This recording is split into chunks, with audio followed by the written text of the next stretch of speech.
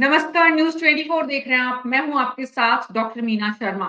देश के प्रधानमंत्री नरेंद्र मोदी ने लोकसभा में जिस तरह से देश की संसद में राष्ट्रपति के अभिभाषण पर जवाब देते हुए विपक्ष पर न सिर्फ हमला किया, बीजेपी को 370 पार, एनडीए 400 के पार और विपक्ष नहीं कर पाएगा 40 पार।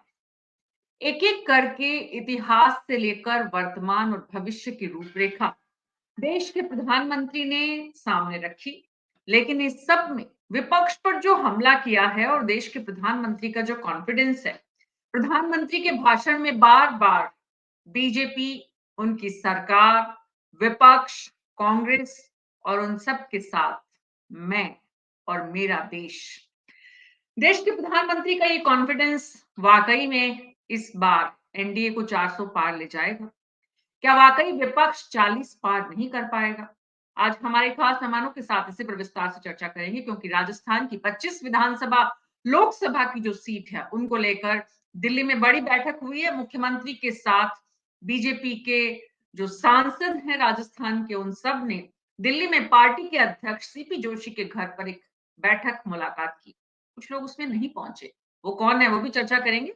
तो हमारे साथ अटल खंडेलवाल जी बीजेपी से, राजकुमार शर्मा जी कांग्रेस से, जगदीश शर्मा जी वरिष्ठ पत्रकार, राजीव तिवारी जी वरिष्ठ पत्रकार, राकेश वशिष्ठ जी वरिष्ठ पत्रकार और गोविंद चतुर्वेदी जी भी। आप सभी का बहुत बहुत स्वागत है। तो राजकुमार शर्मा जी, कैसे आप लोकसभा में अच्छा प्रदर्शन करेंगे, गोविंद सिंह डोटासरा के दावे को पूरा कैसे करेंगे और प्रधानमंत्री के दावे को विफल कैसे करेंगे?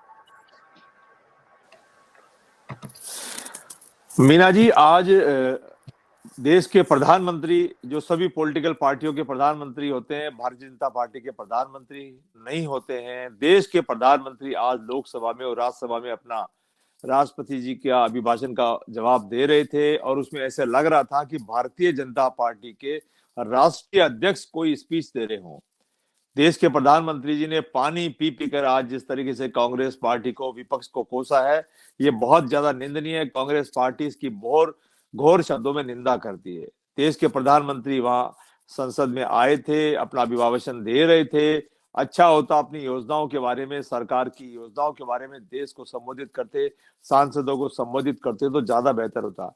उन्होंने लगभग 2 घंटे का जो अपना उनका जो स्पीच था, जो भाषण था, ऐसा लग रहा था कि किसी चौराहे के ऊपर एक पॉलिटिकल रैली को वो संबोधित कर रहे थे। ये बहुत शर्मनाक है। देश के प्रधानमंत्री को देखना चाहिए कि चाहे कांग्रेस पार्टी के 40 आए या इनके 370 आए या 400 पार आए, इतना घमंड नहीं होना चाहिए। कॉन्फिडेंस नहीं कहूंगा मैं इसको, कांग्रेस पार्टी इसको इनके घमंड को बताता है। देखिए, हम सत्ता में हम भी रहे हैं, हमारी भी एक बार 442 सीटें आई थी इंदिरा गांधी जी के जमाने में। एक बार हमारी भी 442 सीटें आई थी। 303 सीटें लेकर के भारतीय जनता पार्टी और देश के प्रधानमंत्री जिस तरीके से अपना घमंड दिखा रहे हैं हिंदुस्तान की जनता को, यह बहुत तकलीफ देने वाला है। देश के प्रधानमंत्री से हिंदुस्तान की जनता ऐसी उम्मीद नहीं करती है। समय आता है मीना जी सबका। आज भारतीय जनता पार्टी का समय है, आज देश के प्रधानमंत्री आदरणीय नरेंद्र मोदी जी का समय है। आज वो सत्ता में बैठे हैं। आज विपक्ष परेशान है। आज विपक्ष अपनी वो भूमिका उतनी नहीं निभा पा रहा है जितनी विपक्ष को उम्मीद थी। आज कांग्रेस से दिन प्रतिदिन एक न एक राज्य छिनता जा रहा है। आप स्वयं देख रहे हैं, पूरा देश देख रहा है, चाहे वो पत्रकार हो, चाहे साहित्यकार हो, चाहे लेखक हो, चाहे वो बड़े उद्योगपति हो, चाहे विपक्षी पॉलिटिकल पार्टियों के नेता हो, किस तरीके से सरकारी एजेंसियों का दुरुपयोग कर करके उनको दबाया जा रहा है, जेलों में भेजा जा रहा है। बहुत सारे पत्रकार, लेखक, साहित्यकार अभी भी जेलों में है। कोई बोल नहीं पा रहा है, जो बोलेगा वो अंदर जाएगा। मीना जी, आप खुद भी जानती हैं, गोदी मीडिया का नाम पत्रकारों को दिया जाता है। मैं कांग्रेस पार्टी का प्रवक्ता होने के नाते बड़ी तकलीफ के साथ कह रहा हूं कि पत्रकार एक चौथा स्तंभ होते हैं, उनको जब गोदी मीडिया कहा जाता है तो तकलीफ होती है। ये क्या हो रहा है इस देश में, इस बात की बहुत बड़ी चिंता है। राजस्थान के पूर्व मुख्यमंत्री अशोक गहलोत बार बार एक बात कहा करते हैं कि ये देश किस दिशा में जा रहा है, हमको चिंता है। देश के प्रधानमंत्री जी के लिए सब लोग बराबर है। कांग्रेस पार्टी के 40 आएंगे, 30 आएंगे, कोई बात नहीं, 50 आएंगे, 60 आएंगे, कोई बात नहीं। राजकुमार जी, जितनी चिंता आप गोदी मीडिया की कर रहे हैं, जितनी चिंता आप प्रधानमंत्री के घमंड की कर रहे हैं, उतनी चिंता अगर आप अपनी पार्टी की कर लें तो शायद विपक्ष आज से ज्यादा बेहतर स्थिति में हो सकता है। हर व्यक्ति अपना काम करता है, राजनीतिक दल आपकी पार्टी कांग्रेस देश की सबसे पुरानी पार्टी से छूट कर लोग बीजेपी में जा रहे हैं, वो उस व्यक्ति का यानी कि जाने वाले का अपना अधिकार और सोच है। वैसे ही मीडिया में कुछ लोगों को समर्पित होकर काम कर रहे हैं, ये उनका अधिकार और उनका क्षेत्र है। आप अगर कांग्रेस पार्टी के प्रवक्ता के रूप में अपना काम ठीक से कर लें, जैसे गोविंद सिंह डोटासरा ने कहा कि हम मजबूती से चुनाव लड़ेंगे, हर पार्टी का कार्यकर्ता, प्रवक्ता, नेता अगर उस दिशा में काम ठीक से करना शुरू कर दे, आरोप लगाने की बजाय, तो शायद आज से बेहतर स्थिति में विपक्ष हो सकता है। विपक्ष में बैठने का तो मौका सबको मिलता है। बीजेपी 2 सीट से आज यहां पहुंची है। आपने 400 इंदिरा गांधी के समय में भी और राजीव गांधी के समय में भी जितना बहुमत लिया है, और नेहरू से अगर हम राजीव गांधी तक का सफर देखें और उसके बाद सोनिया गांधी के सामने डॉक्टर मनमोहन सिंह के रूप में, तो कांग्रेस पार्टी ने इतना लंबा शासन किया है। विपक्ष में है तो जनता के साथ विपक्ष में रहकर विपक्ष की आवाज को बुलंद करें। दूसरा, घमंडी है कि वो उस तरह का व्यवहार कर रहा है। हाँ, आपने जो सवाल उठाया कि सदन के भीतर सदन के नेता का जो भाषण है वो कैसा होना चाहिए, राजीव तिवारी जी, इस बात में कितना दम है कि देश के प्रधानमंत्री का भाषण कम और एक पॉलिटिकल पार्टी के लीडर का भाषण ज्यादा नजर आ रहा था? बिल्कुल। पहले तो मैं कांग्रेस प्रवक्ता जी को ये बता दूं कि प्रधानमंत्री ने आज भाषण नहीं दिया संसद में।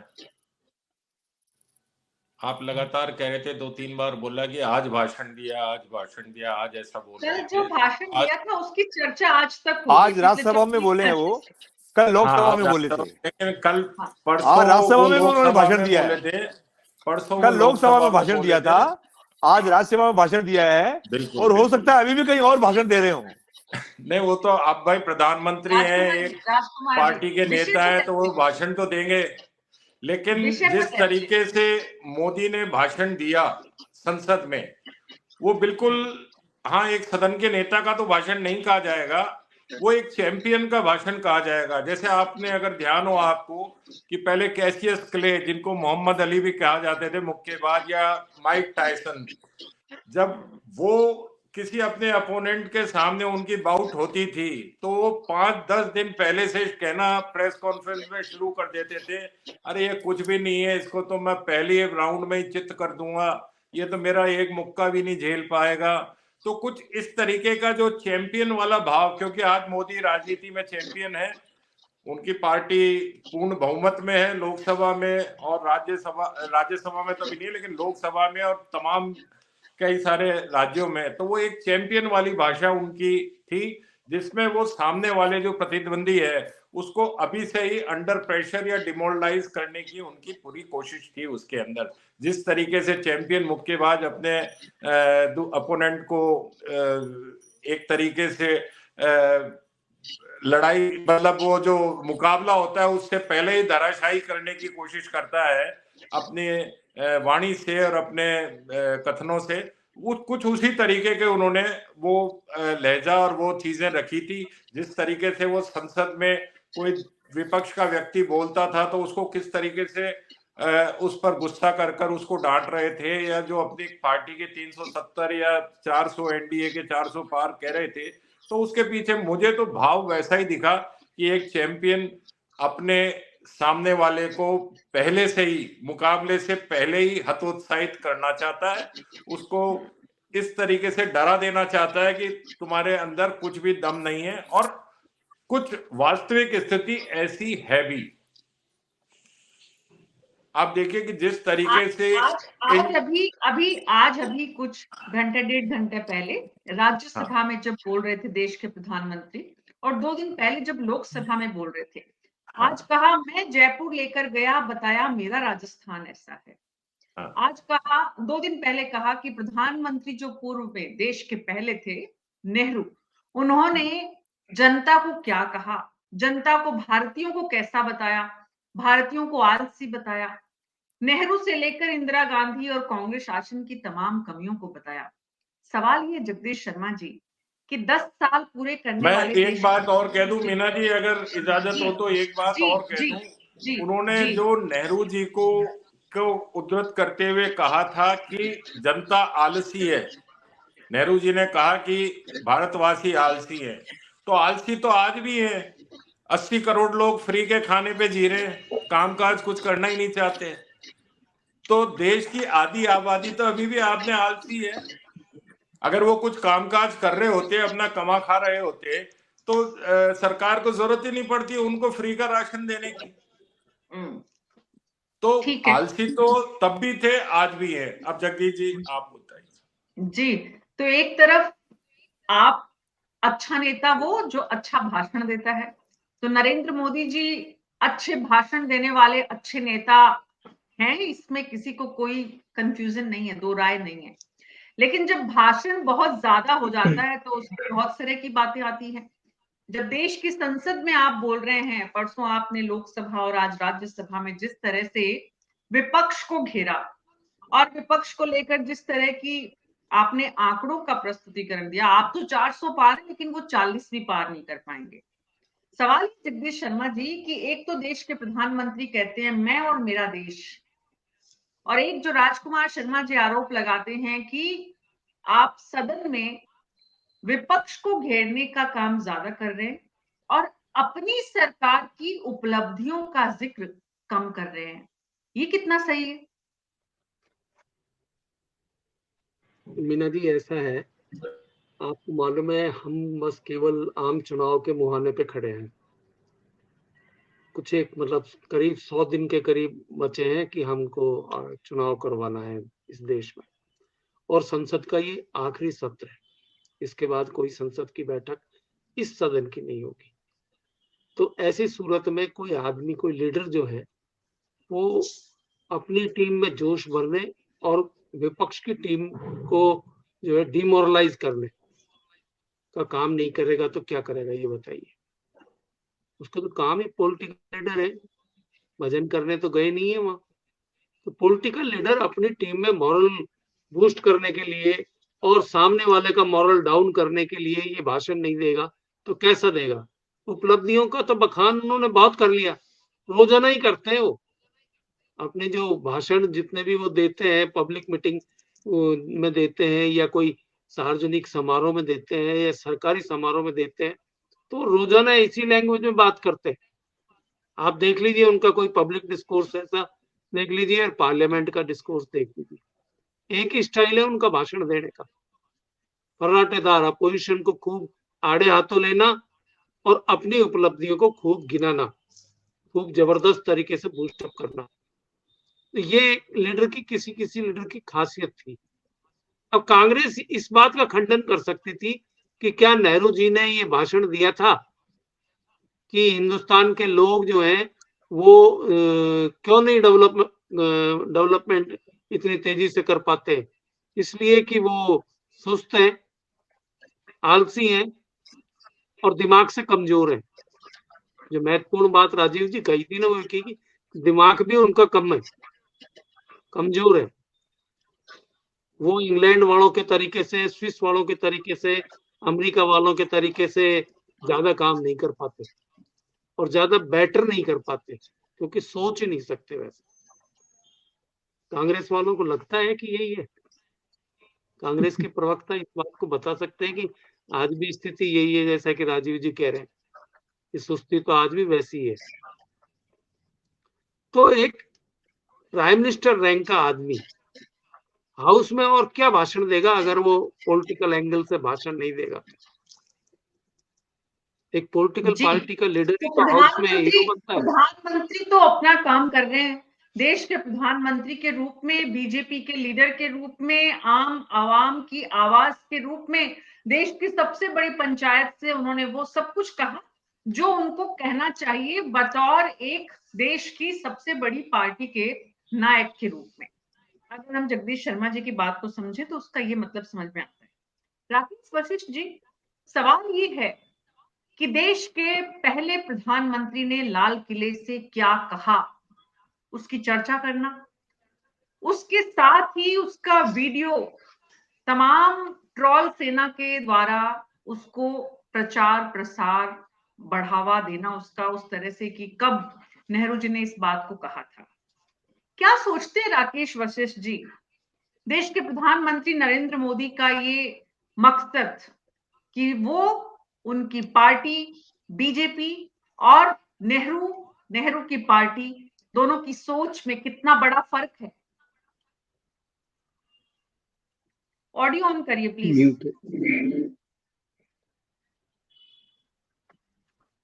राकेश जी अपना ऑडियो ऑन करिए प्लीज।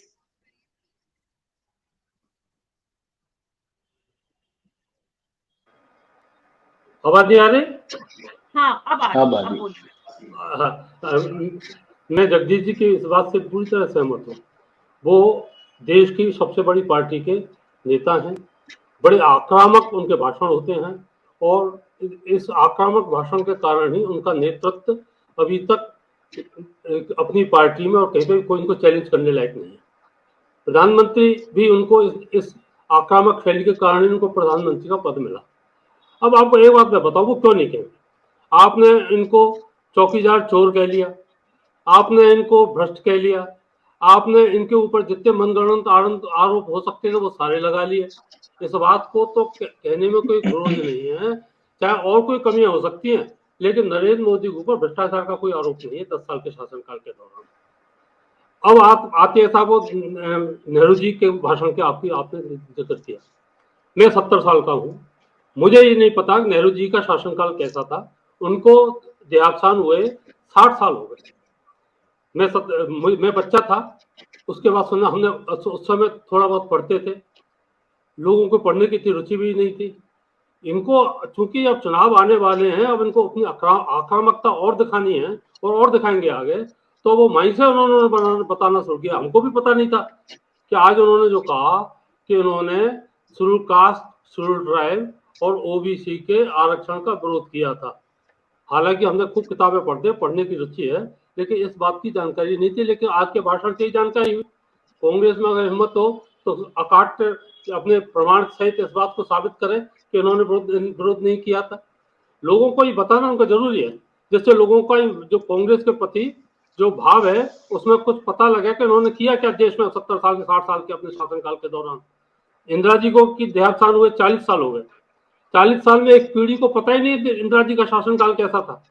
हमने देखा है, हमको ध्यान है, हम सब कॉलेज स्टूडेंट थे, हमने नागरपाला कांड देखा है। मीना जी, अगर आपको ध्यान हो तो आपको भी ध्यान नहीं होगा।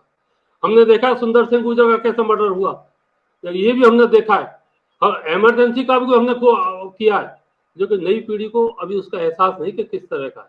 इसलिए नरेंद्र मोदी जी जो as a political leader, as a prime minister, अगर लोगों को ये आगाह करते हैं, अपने आलोचकों को, अपने विरोधियों को, तो इसमें कोई गुरेज नहीं हो, करना भी चाहिए उनको।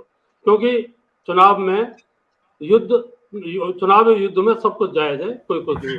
अब स्थिति है, अगर वो चुप रहते और आराम से सारी बातें ऐसे कहते कि एज ए प्राइम मिनिस्टर के रूप से।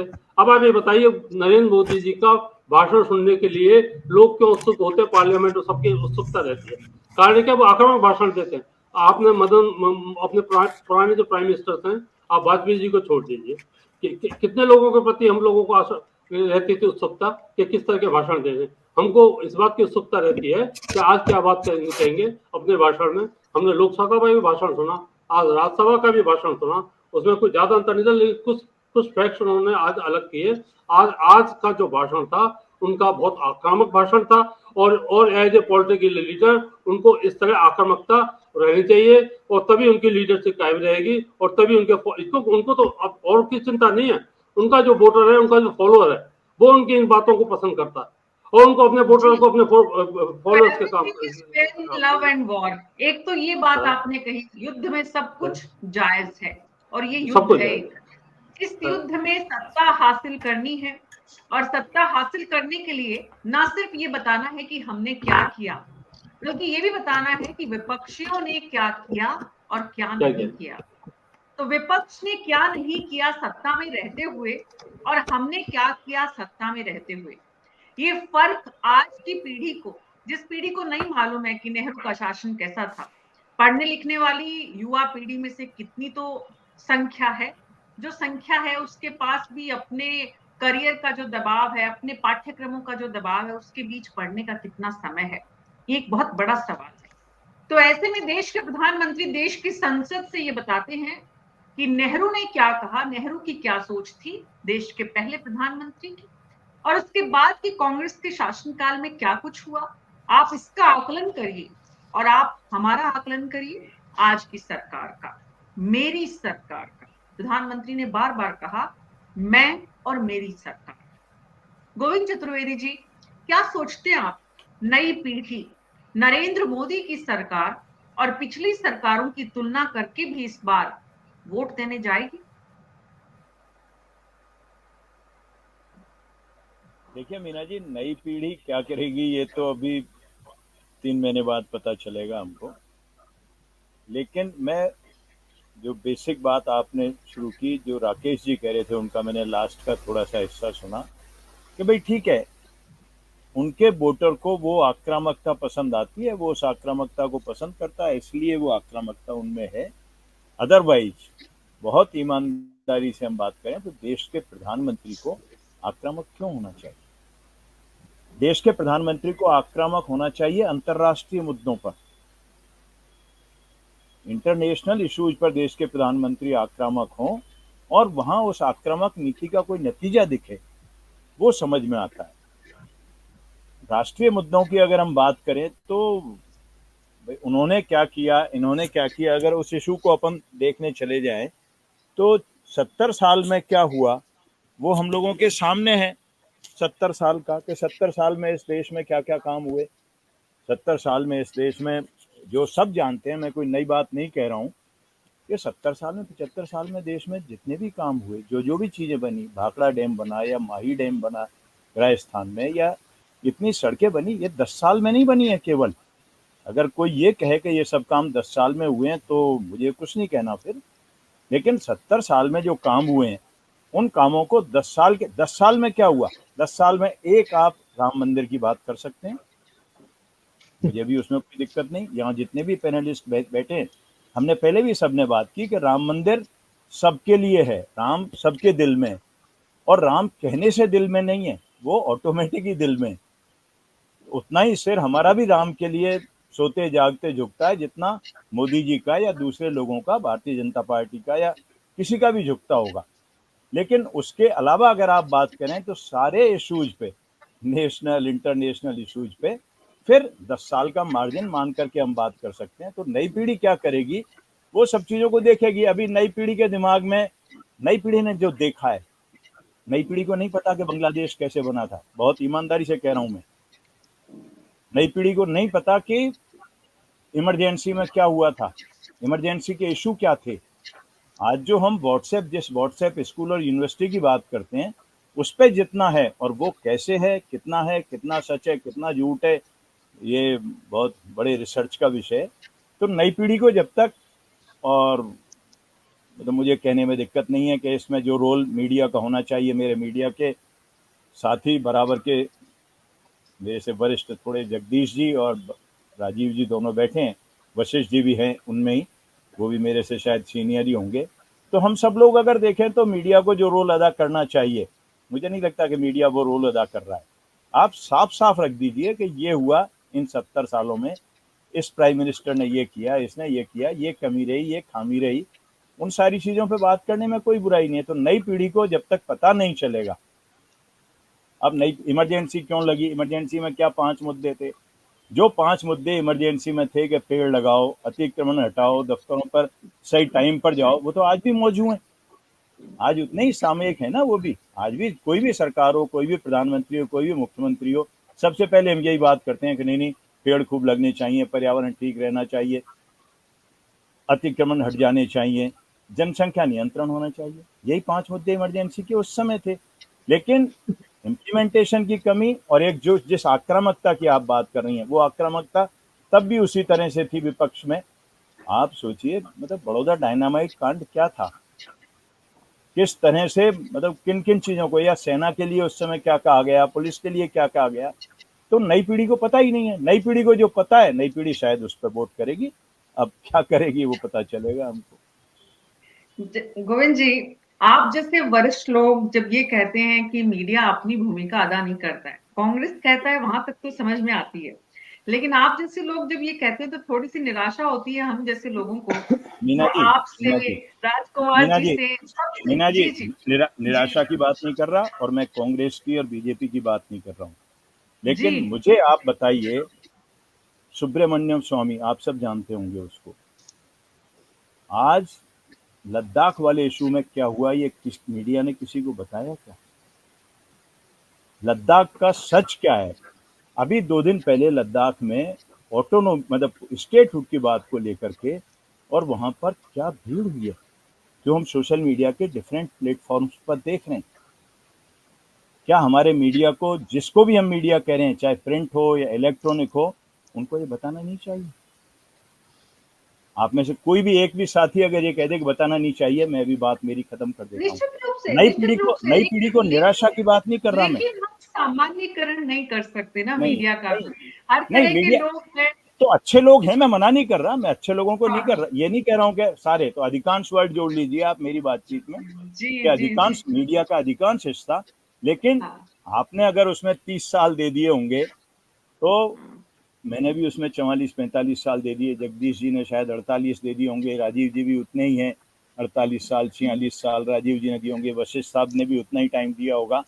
तो इस नाते से उस मीडिया को देखिए आपके क्या, मतलब सारे इश्यूज की पूरी पोस्टमार्टम होती थी कि ये पोस्टमार्टम है, ये पॉजिटिव है, ये नेगेटिव है, ये प्लस है, ये माइनस है, बिल्कुल ये अच्छा है, ये बिल्कुल। बुरा है। आज ही एक वरिष्ठ पत्रकार साथी से चर्चा हो रही थी गोविंद जी, और तब सवाल ये उठा कि एक पुस्तक लिखी जानी चाहिए 2014 से 24 के बीच में मीडिया की भूमिका पर, और उसमें एक जो है अध्याय ये जरूर होना चाहिए कि प्राइम टाइम में कौन से विषयों को उठाया गया, और एक अध्याय ये होना चाहिए कि कौन से विषयों को नहीं उठाया गया, अछूते रहे। ये बात समझ में आती है। लेकिन आपने सवाल एक ये बात है। छेड़ी, मैं उस पर एक बात और कहता हूं मैं बीच में, मैं जी। आपसे ही पूछता हूं कि जिसको हम्म, हम तथाकथित राष्ट्रीय मीडिया कह रहे हैं, हम्म, और छोटा होता हूं, मैं केवल टीवी चैनल्स की बात करता हूं कि हम जिनको मानते हैं, मैं न्यूज़ 24 की हम्म, बात नहीं कर रहा, जिनको हम कहते हम्म। हैं कि ये 1 2 3 4 ये नेशनल चैनल्स हैं, उन नेशनल चैनल्स की डिबेट के क्या इशू हैं, उनके हेडिंग्स अगर अभी लेके नहीं बैठा हूं मैं, निश्चित तो रूप से, फिर निश्चित रूप से। इसलिए मेरा इसीलिए, मकसद वो लेकिन कहना था, लेकिन मेरा मकसद वो कहना है। लेकिन बिल्कुल ठीक है, लेकिन सवाल ये है गोविंद चतुर्वेदी जी और तमाम हमारे मेहमान कि अगर देश के प्रधानमंत्री देश की संसद में ये बताते हैं कि नेहरू ने क्या कहा, कांग्रेस ने क्या किया, अगर पूरी रिसर्च के साथ, पूरी तैयारी के साथ वीडियोस वायरल उनकी टीम के द्वारा किया जाता है, यानी कि बीजेपी के द्वारा किया जाता है, और जिस पर हम चर्चा भी कर रहे हैं कि देश के प्रधानमंत्री का ये करना कितना सही है, देश के प्रधानमंत्री ने संसद में जो बोला वो कितना उचित है, क्या बोलना चाहिए क्या नहीं बोलना चाहिए संसद में, और जो बोला गया उसके मायने क्या है। तो सवाल ये भी उठता है कि क्या विपक्ष देश के प्रधानमंत्री के हमलों का जवाब देने के लिए तैयार है, और अगर विपक्ष तैयार नहीं है तो उसके लिए मीडिया या कोई भी दूसरा आदमी क्या करेगा। क्या विपक्ष की तैयारी है कि जो हमला किया गया है उसका जवाब दे, और किस तरह से दे, क्या उसकी रिसर्च है, क्या उसकी रणनीति है, क्या उसके वीडियोस बन रहे हैं, क्या व्हाट्सएप यूनिवर्सिटी में वो भेज रहे हैं। क्योंकि ऐसा नहीं है कि कांग्रेस के पास या तमाम विपक्ष के पास टीम नहीं है, सवाल ये है कि यहाँ तैयारी कौन कर रहा है। और अगर तैयारी का मेहनत के रूप में या तैयारी का पूरा इतिहास सामने रखने के रूप में पैनलिस्ट ने, जगदीश जी ने और जो राकेश जी ने जो कहा कि भाई आक्रामक अंदाज इस देश में लोगों को पसंद आता है, उस आक्रामक अंदाज के साथ वो रिसर्च भी ला रहा है, तथ्य भी ला रहा है, देश का कोई एक शख्स, तो सवाल ये है कि उस शख्स को कितना सुना जाए देश के संसद के अंदर और बाहर। युवा पीढ़ी वो सुन रही है, और उसके बदले में क्या सुन रही है, बदले में विपक्ष क्या सुना रहा है। सवाल ये है, चुनौती ये है विपक्ष की, और अगर विपक्ष उस चुनौती को पार नहीं कर पाता है तो ऐसे में क्या वो 40 का आंकड़ा पार नहीं कर पाएगा। देश के प्रधानमंत्री देश की जो संसद में बोल रहे हैं, अटल खंडेलवाल जी, विपक्ष पर ये सीधा सीधा हमला, 40 लाएंगे, 30 लाएंगे, 20 लाएंगे, आप ये तो कह सकते हैं कि आप कितना लाएंगे, लेकिन विपक्ष को आप कहां खड़ा करेंगे, ये आपको कहना, प्रधानमंत्री को कहना सदन के भीतर कितना उचित है। देखिए मीना जी, पहले तो आपको मैं बताऊं कि जो 40 का आंकड़ा दिया है वो प्रधानमंत्री जी ने नहीं दिया है, उन्होंने तो खेद व्यक्त किया है कि जो पार्टी 60 साल से राज कर रही थी उसका हश्र इस तरीके से हो रहा है कि टीएमसी उन्हीं की एक अलायंस है, वो कह रही है कि वो 40 के भी नहीं ला पाएंगी। यह आंकड़ा प्रधानमंत्री जी द्वारा पेश किया गया नहीं है, उन्होंने बहुत स्पष्ट कहा, इन्हीं की अलायंस टीएमसी ने ये बात बोली है कि आप 40 भी पार नहीं करोगे। पहली बात। दूसरी बात, खुद को इतना कमजोर, बहुत कमजोर समझना बहुत बड़ा पाप है। बस प्रधानमंत्री जी ने ये बात संसद में रखी, जो नेहरू जी का भाषण था वो यही था, वो राज करने के उद्देश्य से या पता नहीं किस उद्देश्य से उन्होंने अंग्रेजों को ज्यादा सक्षम समझा और ये नहीं देखा कि हमारी जो इतने साल की गुलामी है, किस कदर भारतीय संस्कृति को नोचा दबाया गया, और वो उसके बाद भी वो संस्कृति बची रही और वापस से पुनरुत्थान की तरफ बढ़ रही है। उसको जोश से भरने की बजाय उसको गुलामी की मानसिकता और कमजोरी वाले भाषण दिए, उससे आपत्ति है प्रधानमंत्री जी को। आज जिस तरीके का भाषण, आप बताइए मीना जी, आज की स्थिति में आज का युवा, आज का जो नौजवान है, जवान है, किसान है, आज वो कैसा फील कर रहा है? क्यों हमें लगता है कि हाँ हम विश्व गुरु बनने की तरफ हम बन सकते हैं? क्या मैं भी तो बहुत छोटा था जब इमरजेंसी लगी, तो मैं भी छोटा था। तो आप ये देखिए कि उस वक्त के हालात मुझे अच्छे से पता है। बहुत सारे टाइम बाद जब मैं करीब 10-12 साल का जाने लगा था आरएसएस की शाखाओं में, तो मुझे बहुत सारी चीजों को पता चलता था और इंदिरा गांधी जी के राज में भी मैंने बहुत सारी चीजों का अनुभव किया था। भले छोटी बहुत कम आयु होगी, बट अनुभव होते हैं। बात ये है कि एक ही परिवार इतने टाइम तक, अच्छा ये लोकतांत्रिक, ये बोल रहे हैं राइट टू स्पीच के नाम पर कि लोकतांत्रिक व्यवस्था को बहुत ज्यादा प्रधानमंत्री जी कमजोर कर रहे हैं। आपको लगता है लोकतंत्र क्या इनकी, मतलब किसकी बपोती? लोकतंत्र तो हमारे यहाँ पंचायती व्यवस्था चोल वंश से थी या उससे भी पुरानी होगी अगर आप चले जाओगे तो लोकतंत्र तो हमारी व्यवस्था का हिस्सा रहा है। तो उसको आप बोलते हो कि ये अंग्रेजों ने चालू किया। तो बहुत सारी जो गुलामी की दास्ता है, चाहे वो एजुकेशन सिस्टम पे हो, हेल्थ सिस्टम पे हो, इकोनॉमी सिस्टम पे हो, वो सारी की सारी हम लोगों को दे रखी थी। मुझे भी बहुत बार लगता था कि यार हम बातें तो बहुत सारी करते हैं, लेकिन कैसे हम विश्व गुरु बनेंगे, कैसे हमारी इकोनॉमी उठेगी, कैसे ये गरीब इतना सारा जो गरीबी है वो ठीक होगी। मुझे भी बहुत सारे आश्चर्य मुझे भी होते थे। क्यों? क्योंकि मैं उन सबको किताबों में पढ़ने की कोशिश करता था। एजुकेशन सिस्टम में ये कहीं पर हमारे कुछ लोगों मतलब लिखा ही नहीं गया था, तो मैं कहां से पढ़ता ये सब चीजें, मुझे समझ नहीं आता था। तो जब इतना कंफ्यूज था, तो कितना देश के लोग नौजवान कंफ्यूज रहे। उनका जो आज का भाषण था लोकसभा के अंदर, वो ये था कि अगर इसको पहले से हौसला अफजाई कर दी गई होती, हमारी संस्कृति को और तरीके से ज्ञान दे दिया जाता। विवेकानंद जी ने तो ये बात बहुत पहले कही कि खुद को कमजोर समझना है वो पाप है। काश उनकी बात पहले से समझा दी गई। आज भी तो उन्होंने यही कहा है, जबकि ये कहना कि आलसी हैं, दिमाग से कमजोर हैं, सोचो कितना मतलब कितना कुठाराघात है उस देश के उस वक्त के युवाओं के लिए। वो सोच ही नहीं पाते होंगे कि हमें कहाँ जाना है, कैसे जाना है, किस तरीके से जाना है। वो बस एक ही बात सोचते होंगे कि पेट कैसे बढ़ना है और कैसे पीछे लगना है। तो इशू यहां आता है, एक परिवार का कंटिन्यू काबिज होके चलना। लोकतंत्र की बात कह रहे हैं कि आपन ये भी बात करने की कोशिश करते हैं कि मोदी जी के आगे कोई बोल नहीं पाता, ऐसा नहीं हो पाता। मैं पूछ रहा हूं, आप इतने सारे वरिष्ठ हैं, इंदिरा गांधी जी के सामने कौन बोलता था? और न जाने कितने आरोप लगे हत्याओं के और दूसरे उस वक्त में, तो कोई बोल पाता था क्या? कोई नहीं। इमरजेंसी क्यों लगी? इमरजेंसी में क्यों एक ही पार्टी के लोगों को अंदर कर दिया गया और उन्हें दंड दिया गया? और उस व्यक्ति को दंड दिया जा रहा था जिसने केवल अपने राष्ट्र को चाहा। इसके अलावा उनका दोष क्या था? वो कौन सी ऐसी एक्टिविटी में पाए गए थे? तो ऐसा बहुत कुछ हुआ। और अच्छा, इतना ही सब कुछ सही था तो क्यों ऐसा लगा कि देश में कांग्रेस के अलावा दूसरी पार्टी काबिज हो जाए? और क्यों वो 400, राजीव गांधी, इंदिरा गांधी जी की हत्या के बाद राजीव गांधी जी को तो 400 सीटें मिली थी ना, 400 से 40 के करीब क्यों पहुंचते जा रहे हैं? तो ये हम लोगों का सवाल नहीं है। बलवान होता है अटल जी, समय बलवान होता है। आप भी 2 पर थे, आप भूल नहीं सकते उस बात को। लेकिन नहीं, हम आज भी नहीं भूलते, हम आज भी नहीं भूलते। देखिए, आज भी नहीं पूछते हम आज भी माननीय प्रधानमंत्री जी ने कहा कि यदि स्वस्थ विपक्ष होगा तो लोकतंत्र और भी मजबूत होगा।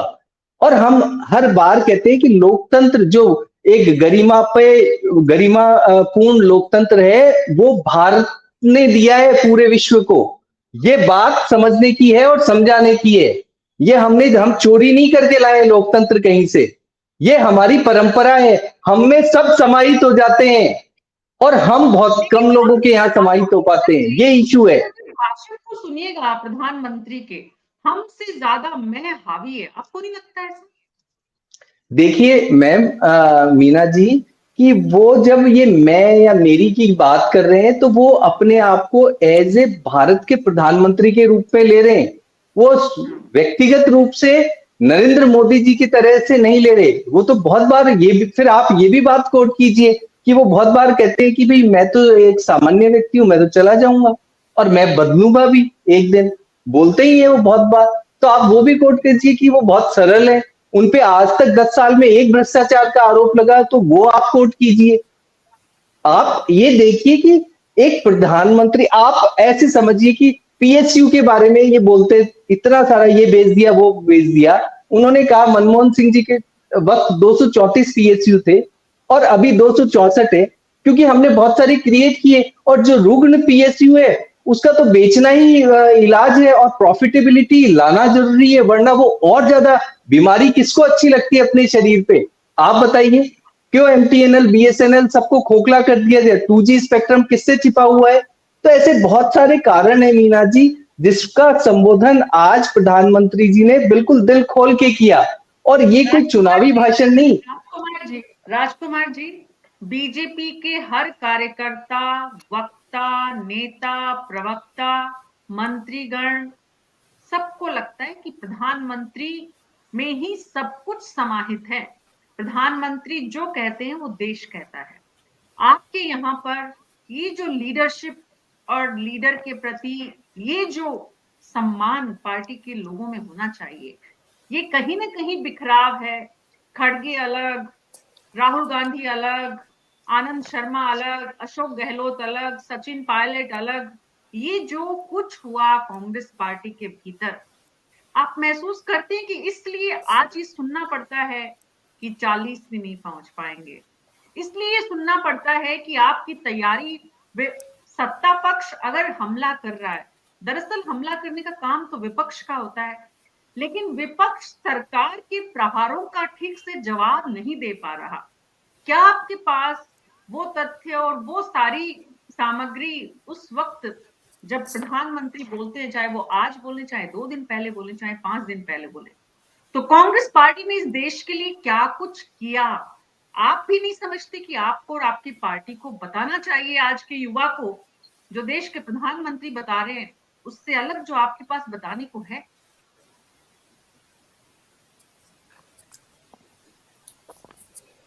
देखिए मीना जी, मैं एक बात आपको कहना चाहता हूं। आपके चैनल पे सभी वरिष्ठ पत्रकार भी बैठे हुए हैं, मेरे साथी बीजेपी के प्रवक्ता भी बैठे हुए हैं। हमारे एक बुजुर्ग कहा करते थे कि किसी को भी आवश्यकता से अधिक माथे नहीं बैठाना चाहिए। हमारा देश अभी इस वक्त किसी एक व्यक्ति को आवश्यकता से अधिक माथे बैठा रहा है। परिणाम अच्छा आए, हम तो ये उम्मीद करते हैं, परिणाम गंदा नहीं आना चाहिए, क्योंकि हम देश के लोग हैं। मैं पहले कांग्रेस पार्टी का कार्यकर्ता होने से पहले मैं देश का नागरिक हूं, और ये बात भारतीय जनता पार्टी के नेताओं को और देश के प्रधानमंत्री को भी समझना चाहिए। आज बड़े दुख के साथ कहना पड़ रहा है कि लोकसभा में वो भाषण दे रहे थे, अपनी बात नहीं कह रहे थे, वो भाषण दे रहे थे, और भाषण में उनका आक्रामक जो रोल था वो कांग्रेस पार्टी के सांसदों की तरफ, विपक्ष के सांसदों की तरफ था। वो हमारे गार्जियन है देश के, वो हमारे देश के गार्जियन है, हम सब के गार्जियन है। लेकिन आज बड़ा दुख होता है कि वो देश को आगे ले जाने की चिंता जितनी करनी उनको चाहिए, उसके बराबर की चिंता विपक्ष को कैसे वो टंगड़ी मार के गिरा दे। हम छोटे थे, जब टंगड़ी मार के गिराया करते थे स्कूल में, तो उनकी टंगड़ी इस बात पे लगी रहती है कि कोई विपक्षी दल का नेता मेरे सामने से निकले और मैं कैसे टंगड़ी मार दूं। तो देश के जब प्रधानमंत्री ऐसा सोचेंगे तो आप सोच लीजिए क्या होगा। मैंने भी थोड़ी देर पहले भी आपको कहा कि बहुत सारे लेखक, पत्रकार, साहित्यकार, बिजनेसमैन, विपक्षी नेता कितने परेशान हो रहे हैं, किस तरीके से सरकारी एजेंसियों का दुरुपयोग कर करके सबको ठिकाने लगाया जा रहा है। और मीना जी, राजस्थान के पूर्व मुख्यमंत्री अशोक गहलोत बार बार कहते हैं कि यह देश किस दिशा में जा रहा है, इस बात की चिंता हम सबको करनी चाहिए। गोविंद जी वैसा वरिष्ठ पत्रकार है, सारे आपके चैनल पे जितने भी पत्रकार बैठे हैं इन सबका 40 साल से ऊपर का पत्रकारिता का अनुभव है। आप सबने इंदिरा गांधी जी का भी काल देखा है, राजीव जी का भी देखा है, अटल बिहारी वाजपेयी जी का भी देखा है। मीना जी, वाजपेयी साहब के जमाने में, इंदिरा जी के जमाने में भैरव सिंह शेखावत अशोक गहलोत जी क्या चाय पीने आते थे और अशोक गहलोत जी भैरव सिंह जी क्या चाय पीने जाया करते थे। आज परिस्थिति ऐसी हो गई है पिछले खासकर 9 साल में कि मैं अटल जी जो मेरे साथी प्रवक्ता है, मेरे फाजिल दोस्त है, मैं इनके घर भी चाय पीने नहीं जा सकता, ये मेरे घर भी चाय पीने नहीं आ सकते। तो ये देश में वातावरण क्या हो गया है, सीटें कम आना जाना चलता रहता है। आज भारतीय जनता पार्टी का समय है, आज भारतीय जनता पार्टी का टाइम चल रहा है। वो भले 370 पार आए, 400 पार आए, हम भले ही 40 पे आए, लेकिन ये वातावरण जो खराब हो गया है, ये वातावरण खराब नहीं होना चाहिए।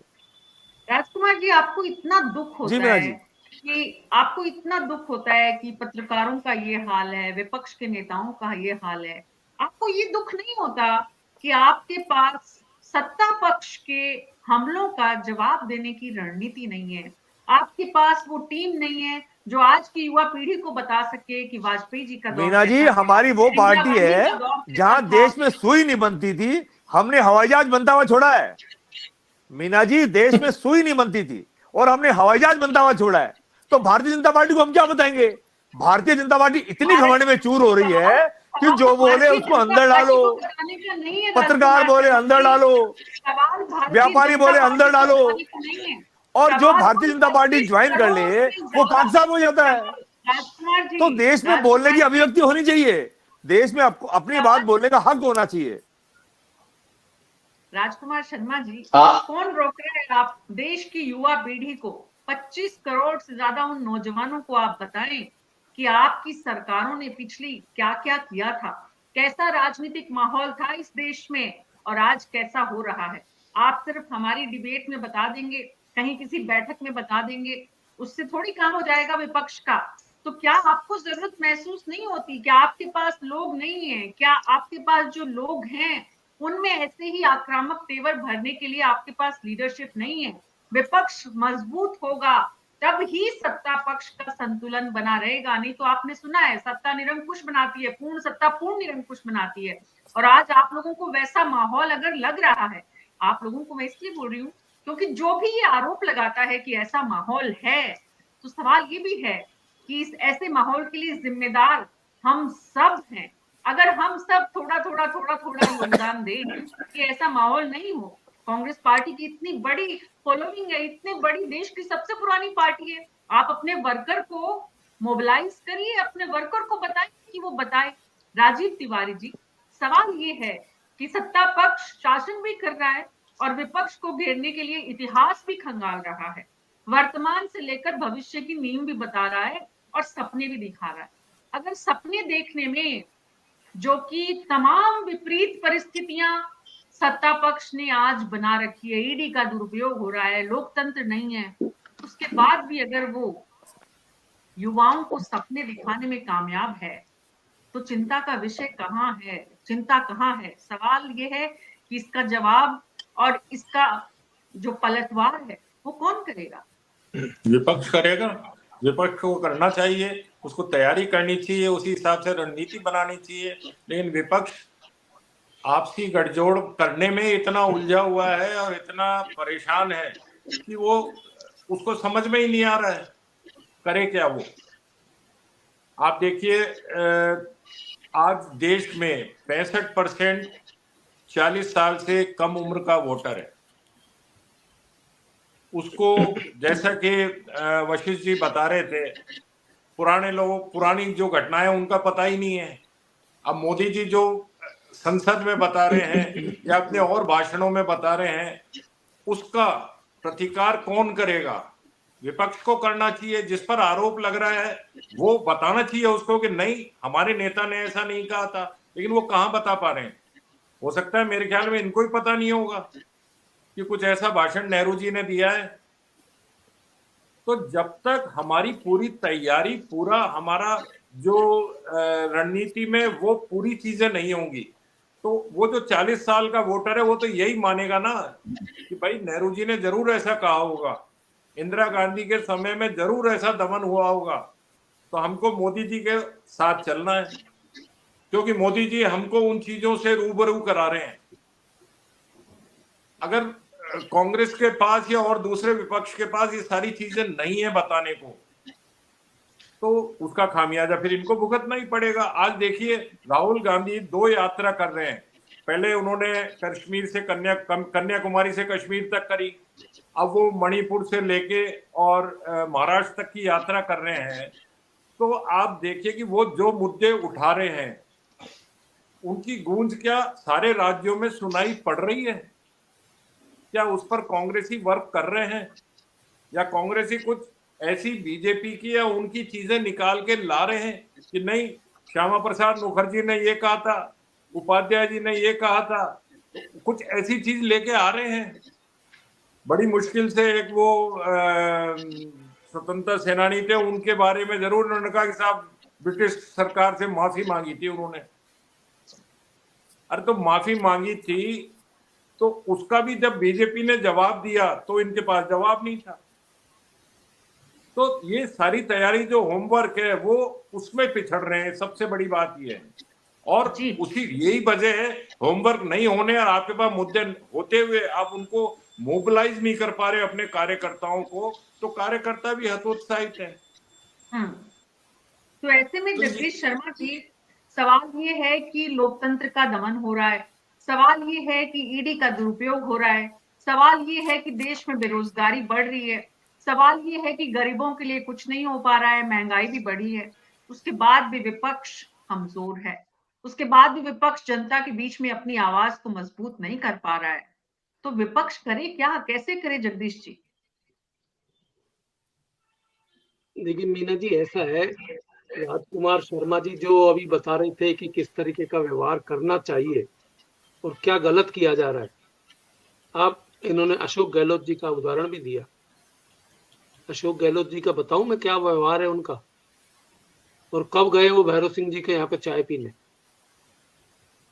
आपने बोल तो दिया कि गए, सारे जीवन में एक बार जब वो मरणासन अवस्था में बीमार पड़े हुए थे तब। लेकिन बताइए कि आदरणीय गहलोत साहब तो अधिकतर चाय पीते रहते हैं सबके साथ, आप सबके साथ चाय पीते हैं। वो तो सड़क पे चलते हैं तो ढाबे में रुक के चाय पी लेते हैं। चीफ मिनिस्टर और भैरव सिंह जी जब बीमार हुए थे अपनी पार्टी के तो गहलोत साहब ने उनको विदेश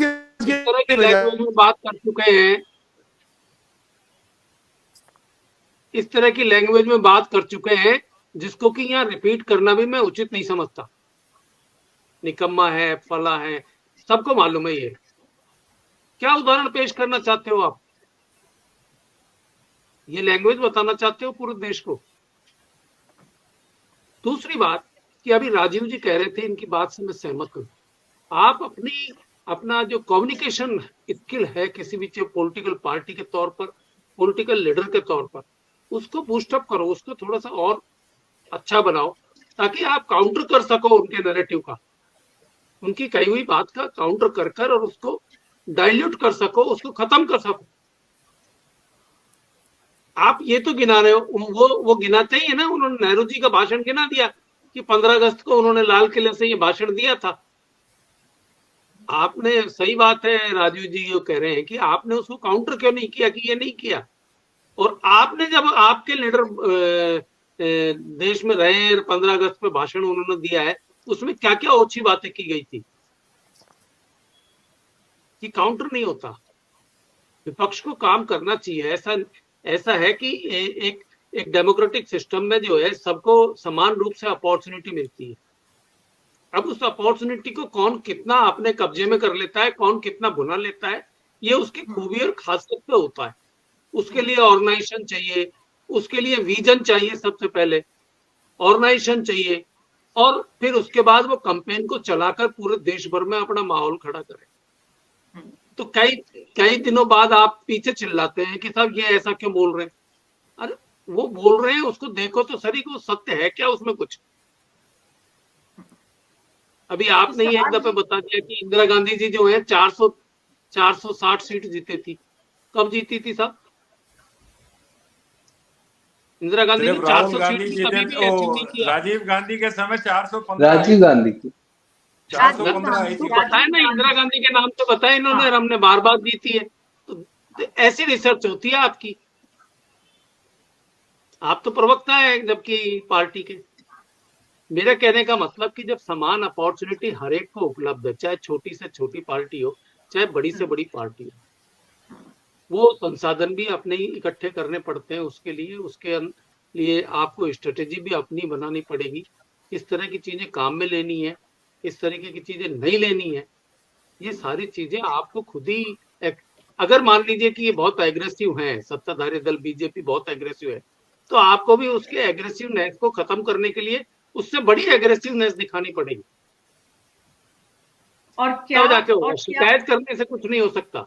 और क्या सिर्फ जो कुछ किया है वो सामने लाकर बिना एग्रेसिव हुए भी बहुत शालीनता से भी विपक्ष अपनी बात रख सकता है कि देश का इतिहास यहाँ था, पाकिस्तान यहाँ था, हमारे यहाँ से निकला देश, आज हम कहाँ हैं, दुनिया में हमने क्या क्या मुकाम हासिल किए, कैसे इंदिरा गांधी को आयरन लेडी कहा गया, कैसे राजीव गांधी कंप्यूटर टेक्नोलॉजी इस देश में लेकर आए, कैसे श्वेत क्रांति हुई। अनगिनत एक लंबी फहरिस्त बताने के लिए विपक्ष को कि हमने सत्ता में रहते हुए क्या किया, और ये भी कि पिछले 10 साल में आपने क्या किया।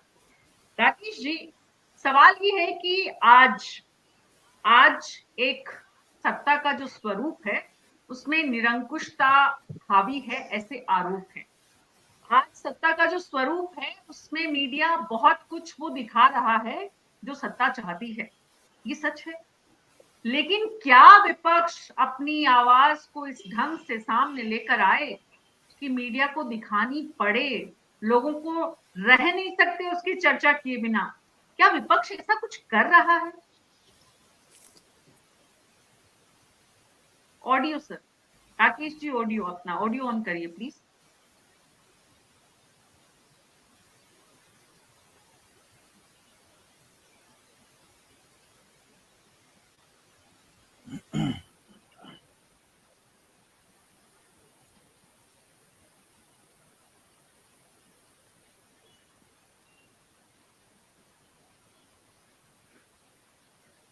अभी आपका ऑडियो नहीं आ रहा है राकेश जी। गोविंद चतुर्वेदी जी, आपके पास आती हूँ उसी सवाल के साथ। राकेश जी आवाज आ रही है मेरी? नहीं आ रही? हाँ जी, हाँ जी, आ रही। देखिए मीना जी, पहले तो मैं इस बात पे कह दूं, निरंकुशता वाली बात। दो सवाल हैं आपके। अब ये कांग्रेस के जो लोग हैं ना, इंदिरा शासन की बड़ी प्रशंसा करते हैं। इन्होंने इंदिरा शासन देखा कि नहीं देखा? हमने, जगदीश जी ने, तिवारी जी ने, गोविंद जी ने देखा। इंदिरा जी जैसा डिक्टेटर पार्टी के अंदर उनकी तूती बोलती थी और कोई व्यक्ति उनके सामने बोल नहीं सकता था। पार्टी में उन्हीं का वर्चस्व था और वर्चस्व को बनाए रखने के लिए उन्होंने स्वीडन पार्टी को तोड़ा, दूसरी कांग्रेस बनाई। अब चूंकि इनको तो आइडिया है नहीं, अब मैं लगभग वही पर पार्टी नरेंद्र मोदी की है। पार्टी में उनका वर्चस्व है, पार्टी में वो चाहते हैं वो करते हैं, लेकिन विपक्ष इसके विरोध करते हैं। अब जहां तक विपक्ष का सवाल है, विपक्ष कभी भी ऐसा कोई सटीक उनके ऊपर आरोप नहीं लगाता जिससे कि लगे लोगों को कि हाँ ये विपक्ष बिल्कुल सही कह रहा है। अब इनके आरोप आप सुनिए। अभी लेटेस्ट, अभी परसों राज्यसभा में ही आपके इनके नेता हैं कांग्रेस के, उन्होंने क्या बोला, वही रिपीट की कि हमारे लोगों ने तो स्वतंत्रता आंदोलन में बलिदान दिया है, लेकिन इनके लोगों को तो कुत्ता भी नहीं मरा, कुत्ता भी बलिदान नहीं दिया। इस पर भी इनको विचार करने की जरूरत है। आपके राहुल गांधी, इनके जो सबसे बड़े नेता हैं, आप उनके 10 साल के टेन्योर में उठा के देख लीजिए उन्होंने क्या क्या भाषण दिया। क्या सार्थक? उनको तो जो टेप उनको भर दिया जाता है वो लगातार 2-3-4 साल तक लगातार चलता है। आपके नेतृत्व में ये प्रतिभा ही नहीं है कि वो हर जगह हर बार अपने जो भाषण है, अपने जो बोलने का तरीका है, उसमें तब्दीलियां लाए और नए नए आरोप लगाए। उन्होंने आरोप लगाए मुझसे डरते हैं, मैं डरने वाला नहीं हूँ, मुझसे आंखें नहीं मिलाते। ये क्या संभव है? लगता है कि पार्लियामेंट में मुझसे आंख नहीं मिला के बात कर सकते हैं? वो कहते हैं मंच पर खड़े होकर के भाषण देते हैं कि नारे लगवाते हैं कि चौकीदार चोर है, लगाइए चौकीदार चोर है। जबकि इस तरह की अलग बातें, इन अलग बातों से जनता पर कोई प्रभाव पड़ने वाला नहीं है, जब तक कि आप जो सटीक उनके ऊपर आरोप नहीं लगाएंगे और अपने जो भाषण देने की जो कला है, भाषण जो देना है आपको, अपनी बात की अभिव्यक्ति जो करनी है, उसमें विविधता नहीं लाएंगे, तब तक आप उम्मीद ना करें कि आप इन मोदी की जो सेना है इससे कहीं लड़ भी सकते हैं।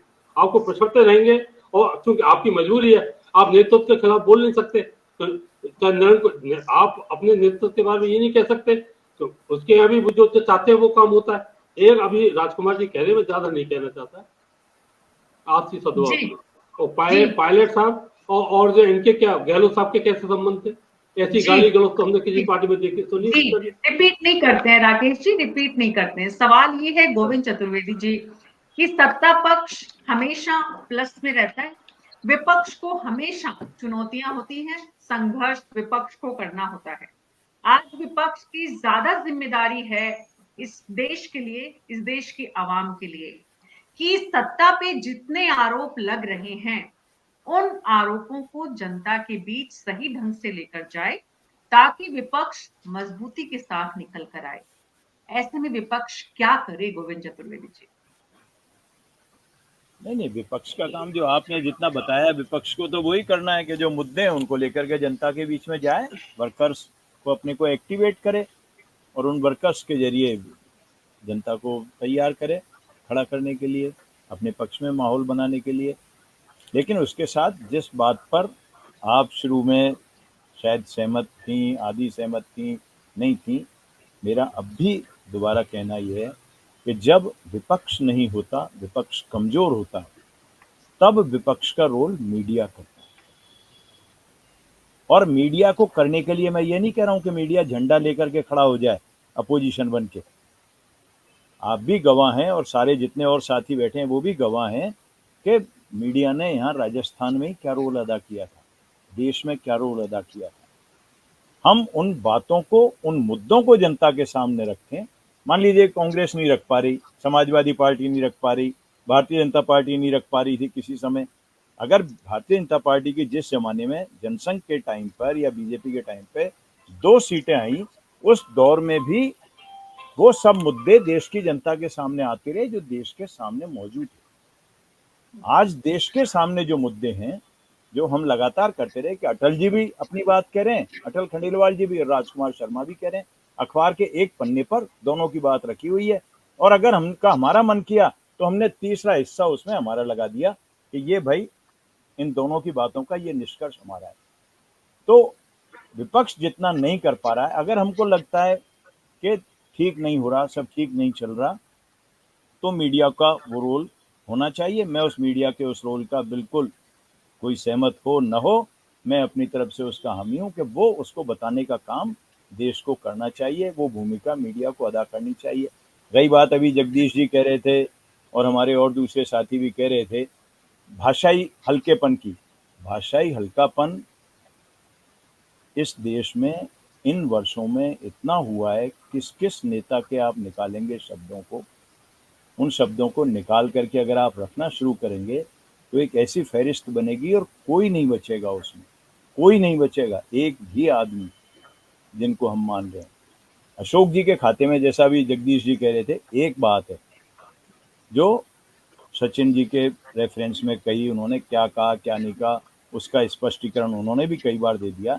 लेकिन उसके अलावा भैरव सिंह जी से भी अगर उनकी अदावत रही तो वो राजनीतिक अदावत ऐसी थी जिसमें ये कहा कि मैं चाहता हूं कि आप 100 साल जिंदा रहें, आपके जिंदा रहते ही मैं राजस्थान में कांग्रेस की सरकार बना के दिखाऊंगा, ये भी कहा। और जब भैरव सिंह जी नहीं रहे थे, और ये दोनों तरफ है, भैरव सिंह जी नहीं रहे तब विद्याधर नगर में उनका स्मारक उस रात जब बॉडी पड़ी थी, रखी हुई थी, सॉरी पड़ी नहीं थी, रखी हुई थी, तब उसके लिए वहां पे अंतिम संस्कार का सारा काम कराने का उनके परिवार के साथ मिलकर के वो काम उन्होंने किया और वहाँ स्मारक बना। इसी तरह रेसिप्रोकल जो मैं कह रहा हूँ कि राजस्थान की जो परंपराएं रही उनकी बात कर रहा हूँ, देश की बात बाद में करूंगा। हरदेव जी को जब इलाज के लिए जाने की जरूरत थी तो गणेश सिंह जी ने हवाई जहाज भेज करके और उनको स्टेट प्लेन से मुंबई भेजा। तो वो ये सारी चीजें एक जमाने में थी, आज हम उस जमाने की बात नहीं कर सकते। तो इन सब चीजों के साथ हमको आगे बढ़ना पड़ेगा। और ये ठीक है कि समय अपने आप, जो राकेश जी ने शायद ये काम में लिया था कि समय बड़ा बलवान है, तो समय बलवान होता है, समय अपने आप, जो कहते हैं ना घूरे के भी दिन फिरते हैं, राकेश जी जानते होंगे कि घूरे के भी दिन फिरते हैं। तो वो घूरे के भी दिन फिरते हैं, वो 2 से अगर 270 आता है तो 40 वाला 400 हो सकता है, वो कोई बात नहीं। बिल्कुल। तो 2 से 270 और फिर 300 और फिर 400 के लिए जितनी कोशिश, जितने प्रयास, जितनी मेहनत बीजेपी ने की है, जो आक्रामक अंदाज दिखाया है, अब विपक्ष अपने वापस उसी स्वर्णिम इतिहास में जाने के लिए क्या करता है और उसमें मीडिया की भूमिका के तमाम सवालों के बीच मीडिया कैसे आम आदमी के मुद्दों को रखता है, ये आज के वर्तमान 2024 की सच्चाई है। आप सबका बहुत बहुत शुक्रिया इस चर्चा में शामिल होने के लिए। न्यूज़ 24 पर हमारी कोशिश होती है हर दिन देश और समाज में जो कुछ चल रहा है, राजस्थान की राजनीति जैसे आगे बढ़ रही है, उसको लेकर आज देश के प्रधानमंत्री ने जिस रूप में संसद में राजस्थान का भी जिक्र किया और देश का भी, विपक्ष पर हमले भी किए, अपनी सरकार की उपलब्धियां भी बताई, पुरानी सरकारों का एक तरह से उन्होंने उनके शब्दावली में उनके द्वारा किए गए कामों का जिक्र किया और अपनी भविष्य की रूपरेखा भी रखी। अब विपक्ष की जिम्मेदारी है कि वो देश के प्रधानमंत्री के विचारों के साथ अपनी भूमिका को कैसे आगे बढ़ाता है, आम जनमानस को अपने साथ कैसे ले पाता है और आम आवाम की आवाज कैसे बन पाता है। न्यूज़ 24 पर आज मेरे साथ इतना ही। नमस्कार।